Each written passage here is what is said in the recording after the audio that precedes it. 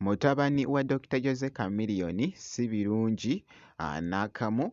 Actually akabenje kabadde kabamazeewo ye ne girlfriend we eside eno byengenda okubeera nga nkuyitiranko maaso awo kosa ate Dr. Jose Chameleone ne muganda we Pallaso munnange babadde side eno mu kwesettingira okushootinga munnange ate vidiyo.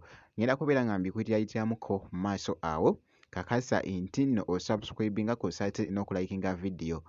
Bamutejjaminati sinza kujjaminati yogi mu byonna kansuke nkutegeeze munnange amawulire agali mugenda mu maaso okutambula ku social media ge ga mutabani wa Chameleone Abba Makasi. Abba Makasi nno embeera tebadde nnungi n'akamu nno kubanga ataddeyoko wali ebifaananyi n'alaga nti nno emmotoka empya gye yaakagula gye yaakayingizaawo muganda wange naye nga wali okusinziira nga bw'ogezaako okulaba ekifaananyi ekyo by the way ndowooza ogezaako munnange ate okyekkaanya naye nga wali ebibadde munnange ate ebigambibwa omanyi Abba Makasi ebiseera ebisinga nti nno abeera crazy munnange. Mwana mulenzi ono ali very crazy era nga kati tobeera nga munnange tomumanyi mbeera ze oyinza okulowooza nti nno oba kiki. Ku kifaananyi ekyokulala abadde ataddeko nti nno rest in peace love ng'alinga ng'agamba nti nno oba like for example nti nno oba love we munnange nga si birungi saagala kyogera esayidi eyo naye nno byebyo munnange. Naye nga wali okusinziira Abba Makasi avuddeyo ku wali n'alaga nti nno bali bulungi basobodde munnange okusimattuka akabenje ako ye ne girlfriend we esayidi.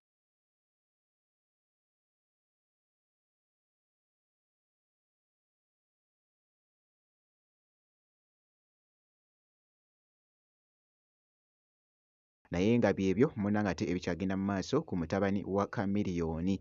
Nja kuba nga nkuwa update yonna enaafaayo esayidi eyo ku Abba Makasi. Kankwongereyo ku wali omanyi kabadde keetala eno Dr. Jose Chameleone nga yeesettingira munnange ate okushootinga vidiyo ye eya Zari yabaddeko mu kifo ekimu awo nga bw'ogezaako okulaba nkugambye abawagizi ba Chameleone kosa ne Pallaso wali obwedda babayita wali nga bagamba Pallaso biki nga bw'ogezaako munnange okulaba embeera nga bwe badde munnange ate mu katambi.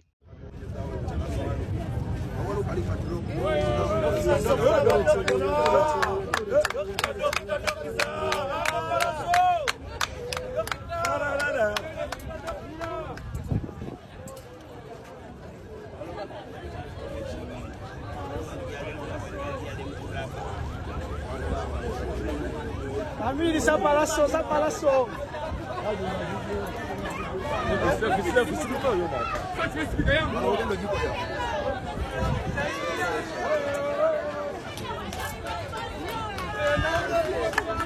Yes, boss.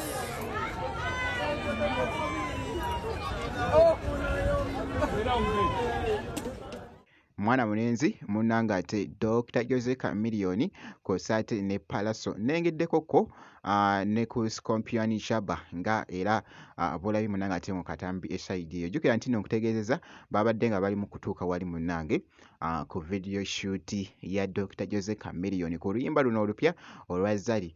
Ku sayidi y'emu Pallaso avuddeyoko wali by the way abaddekoko n'ekifo munnange ate kyatuukamu naye Pallaso yakajja nno munnange afulumye oluyimba olupya actually nno sirwerabidde nno ndwerabidde bannange ndwerabidde naye nga mwana mulenzi ono oluyimba luno lwabadde ayimba lwe luyimba munnange lwe yakafulumya nga bw'ogezaako okulaba munnange ate mu katambi. Omutima gwange sisobola kwerabira twatoba naawe yenza oligomanyi mukwano gwo yakugamba botali kuwaba tulo lwaki tojja nonnyonnyola maama ontadde mukabuli wotali nsaaga olina kulumwa omutima gwange sisobola kwerabira twatoba naawe yenza oligomanyi mukwano gwo yakugamba botali kuwaba tulo lwaki tojja nonnyonnyola maama ontadde mukabuli wotali nsaaga olina kulumwa. Pallaso nga bw'ogezezzaako munnange okulaba nkugambye abadde aluyimbamuko wali nga bw'owulidde mu katambi. Ndaba luli mu kutambula munnange, abaana bali lukolamu munnange ate nnyo challenge ku mukutu ogwa TikTok. Omanyi nabagamba nti nno omukutu ogwa TikTok by the way gukoze kyamaanyi nnyo ku ba artist ab'enjawulo. Muganda wange, oteekayo oluyimba ne lutredinga mu ddakiika z'otamanyi na kumanya. Bwe nti nno era bwe nkoze kakasa nti nno osubscribinga kw'ossa ate n'okulayikinga vidiyo. Nzikiriza ngenda kubeera nga nkomawo mu maaso awo n'ebirala.